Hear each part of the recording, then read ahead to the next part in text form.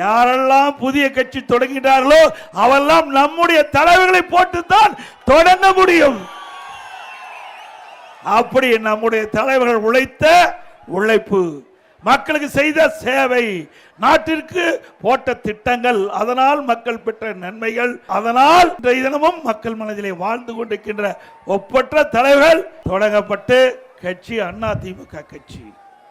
சில பேர் பேசுகிறார்கள், இன்றைக்கு அனைத்து இந்திய அண்ணா திராவிட முன்னேற்ற கழகம் இப்பொழுது யார் கையில் இருக்கிறது என்று கேட்கின்றார்கள். பாவம், அறியாமையின் காரணமாக பேசுவதாக நான் பார்க்கின்றேன். இது கூட தெரியாமல் ஒரு கட்சிக்கு தலைவராக இருக்கின்ற சொன்னால் அவரை நம்பி எப்படி தொண்டர்கள் இருப்பார்கள்? சிந்திச்சு பாருங்க. இவ்வளவு பேர் இருக்கிறீங்க, இவ்வளவு பேரோ அதிமுக தொண்டர்கள், நிர்வாகிகள், அனுதாபிகள். ஆகவே என்ன நடக்குது என்று தெரியாமல் சில பேர் சில கருத்துக்களை தன் இஷ்டம் போல் பேசி வருகிறார்கள். ஆனா அதிமுக அப்படி இல்லை. நம்முடைய தலைவர்கள் தோற்றுவித்த கட்சி.